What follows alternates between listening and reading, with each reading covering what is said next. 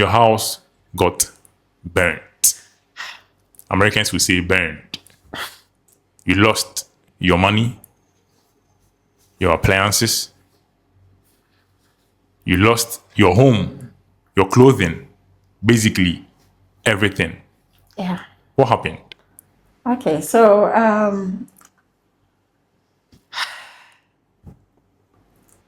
Did that event teach you any lesson about life? yes, Tell me about it. it taught me not to put my whole trust in what I'm building now. Because a snap like this, you could lose everything. Tomorrow is not guaranteed. So I move with that consciousness Yeah. that whatever. What do you do for a living? I'm a freelance product manager and a co-founder of SignLink. Okay, so what do you guys do? Okay, so SignLink is a product where we are building a product to bridge the communication gap between deaf and hard hearing individuals and their families, schools, their loved ones, and then the whole community. Yeah. Brilliant. So you are basically into tech, software creation. Yes. Okay. Looking back, how old are you, if you don't mind? I'm 30. You are 30. Yes. Okay, so looking back to when you were 20 years old, right? Yeah. And looking up now to when you are 30, is your 20-year-old self satisfied with your 30-year-old self now? I would say no and yes. Tell me about it. Now, no, because my 20-year self, I'd always wanted to be an air hostess. Air hostess. Yes, Okay. that was my dream. So I started taking modeling lessons and all that because I'm the type that when I want something, I learn the net worth of it. Now, life happened right after secondary school. So what do you value the most now that you wish you had paid more attention to 20 years ago or 10 years ago? What do you value the most now that you wish you had paid more attention to 10 years ago? Okay, so I would say family. Family. Nice. Nice. I would have valued to have that bond with my siblings back then. Growing. At some point in time, your house got burnt. Americans will say burned. You lost your money, your appliances. You lost your home, your clothing, basically everything. Yeah. What happened? Okay, so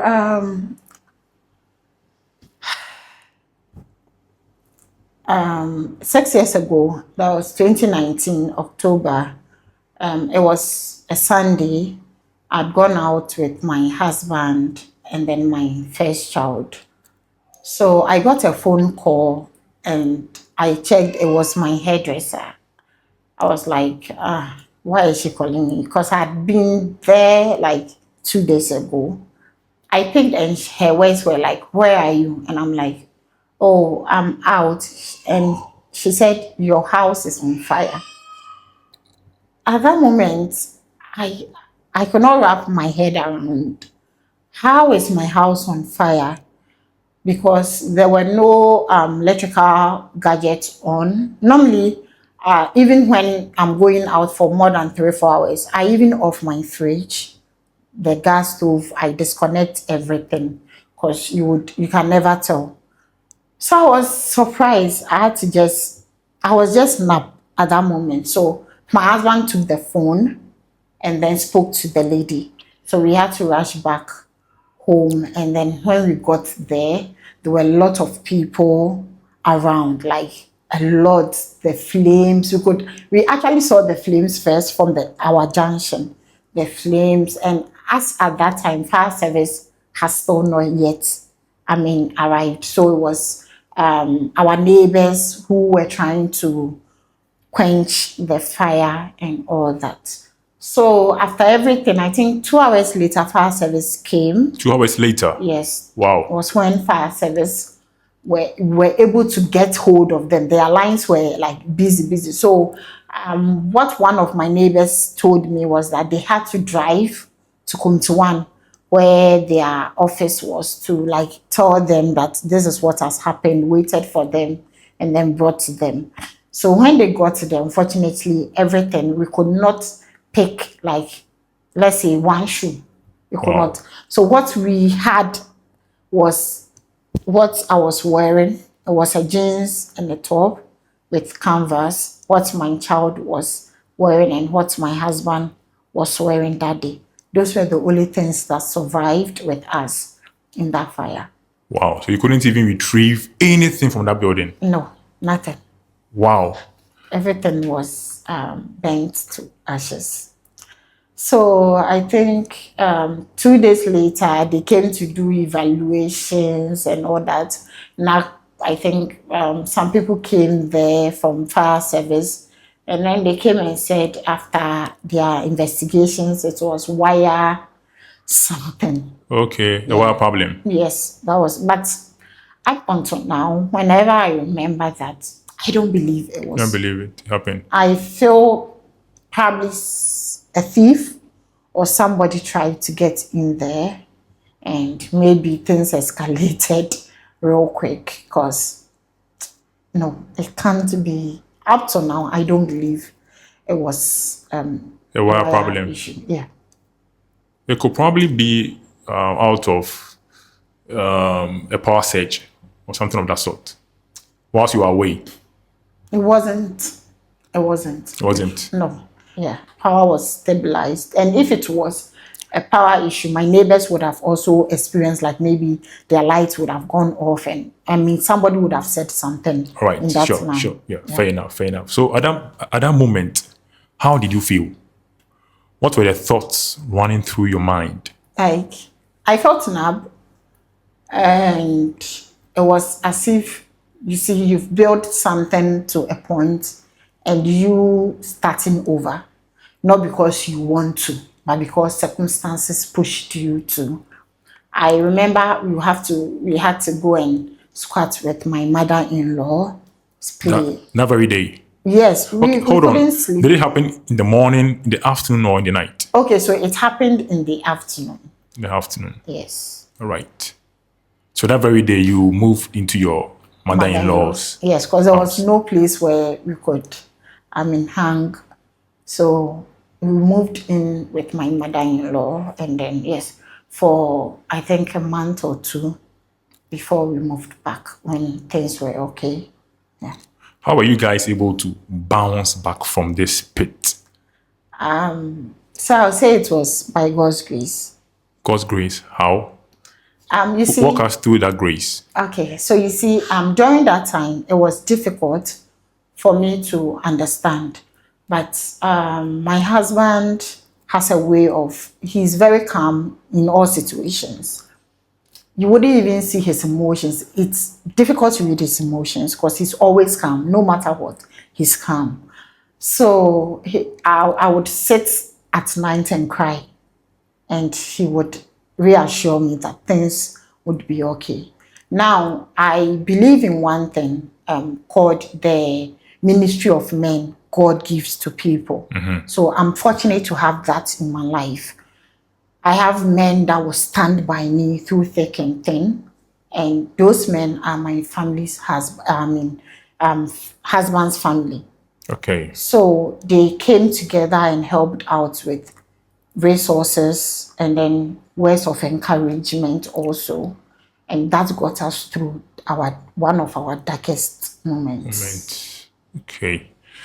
Looking 6 years back, did that event teach you any lesson about life? Yes.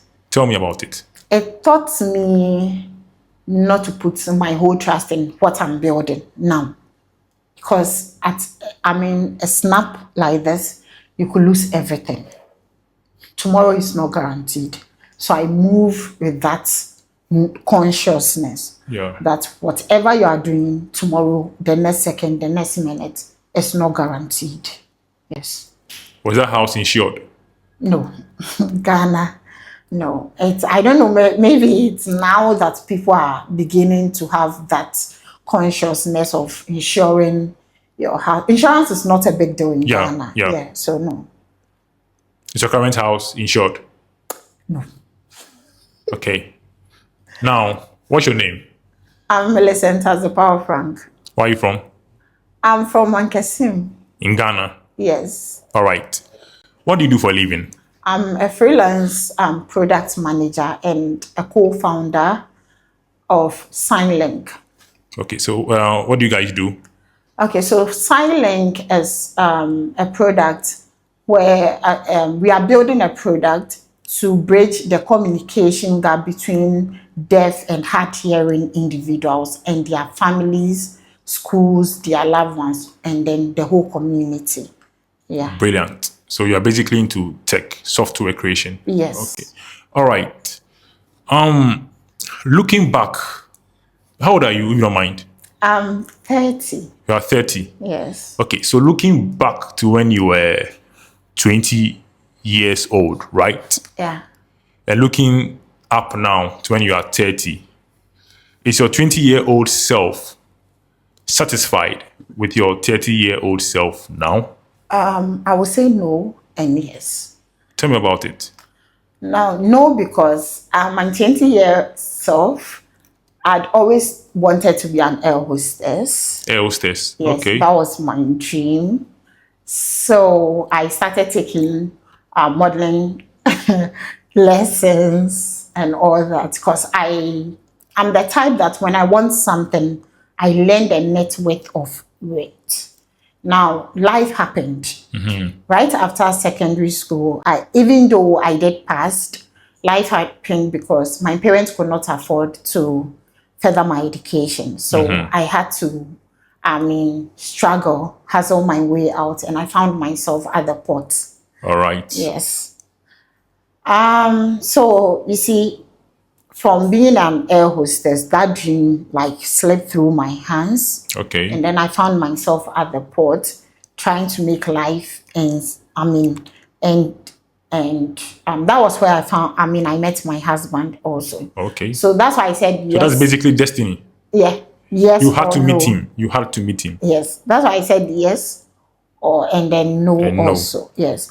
And looking at the yes side, I feel like when sometimes you create your own path, but God has a different path for you. And in God's own grand way of scheme, your path would never be even half of what God has in store for you. Okay. If I had moved towards that direction, I wouldn't know what life holds for me. Okay. I would probably be dead. I would probably be alive. Would I be happy even though I had been an air hostess? You could have probably even been involved in a plane crash. Yes. So that's why I said yes or no. Then life happened and here am I. With all the setbacks, it moved me towards the direction of technology. Yeah. Which I never thought in that direction. Okay. I'm taking you back again. 6 years. Okay, back again to your 20s. Yeah. You have your air hosting career on your right, and you have your software engineering on your left. Pick one. I'll pick software engineering. You are 20 years old, not 30. You are 20 years old. I'm 20 years old. Yes. I'll still pick the air hostess. You pay the air hostess. Yeah. Okay, basically, in retrospect Yeah. to when you were 20. Yeah. So let's say you have a foreknowledge that you're going to become a software engineer, Yeah. and you still wanted to be An air hostess. air hoster when you were 20. So choose one, having a foreknowledge and also wanting to be an air hoster back then. I'll choose software engineering. Why? Why? Okay, I think software engineering brings the life out of me. Naturally, I'm drawn to impact-driven causes. I like to serve people. I like to serve humanity. So with software engineering, I can channel that energy towards that side. helping make humanity, bridging gaps, curbing inequalities, making people's lives easier through technology. All Yeah. right. Cool. Do you have any regrets in life? Yes. Tell me about your greatest of them. Um, my greatest Yeah. regrets would be maybe trusting people I shouldn't have. Yeah. Any reason why? Yes. You see, in life, growing up, you would only grow to learn certain things after. You get to move around people, and then in your mind, people would look like they like you, they are in for you, and it will be maybe after, or maybe after something huge happens, that's when you realize, okay, so that person was with you, maybe a male friend was with you, maybe probably because of what they could get from you. And I've been in like even female relationship or normal relationship has been more of one-sided.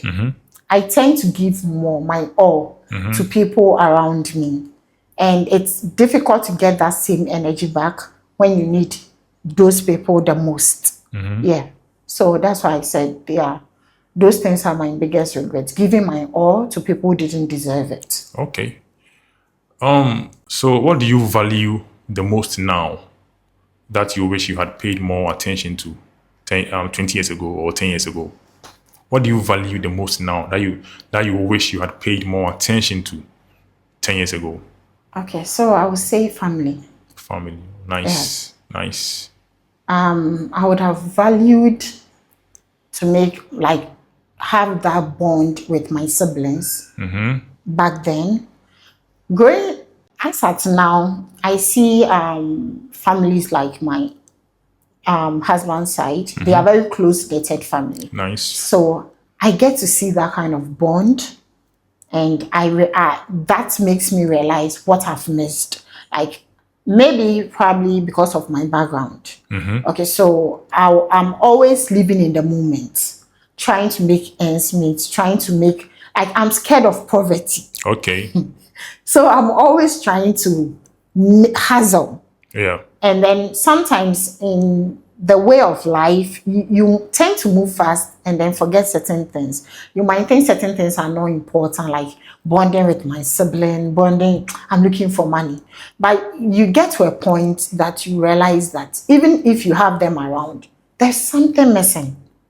That is bond. Like you didn't create that thing. So it gets to a point that even if they put you all in a room, you see, you could see yourself as siblings, but that connection It's in there. wouldn't be there. Yeah. Yes. I share the same sentiment. Yes.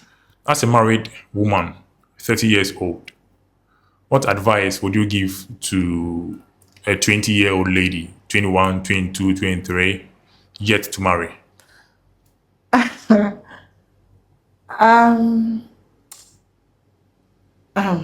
What advice?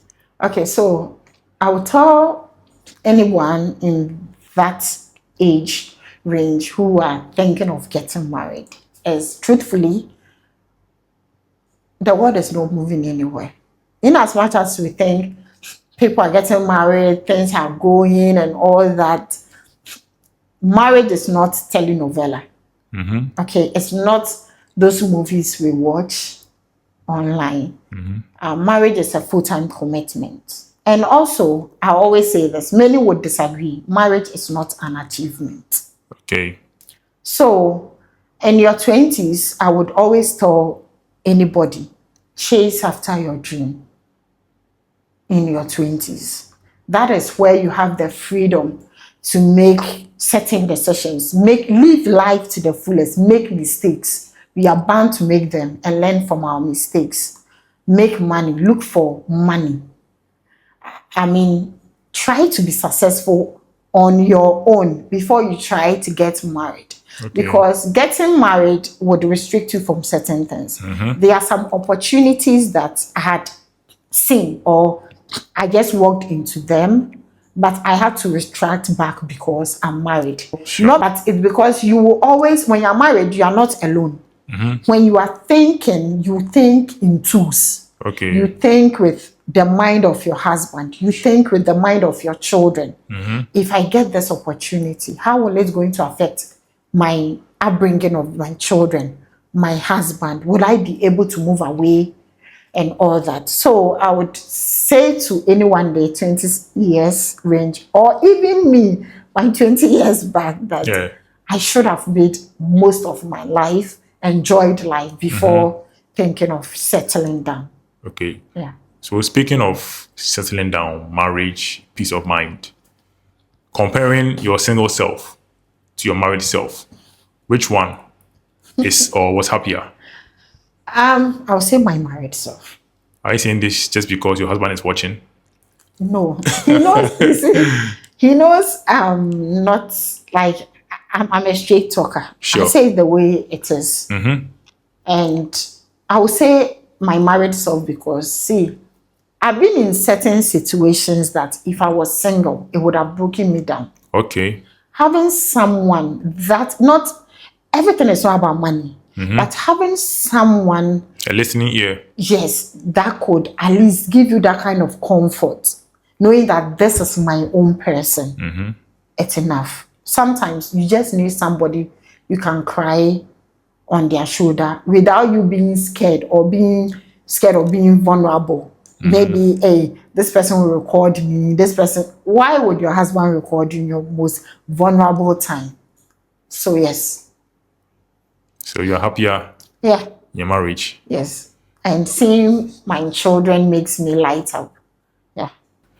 All right. So considering you losing your home, diverting your career goals, and becoming what you are now, you indeed have great. Reason why we brought you here on Just Great. Thank you for coming on our show. You're welcome. Thank you for having me. All right.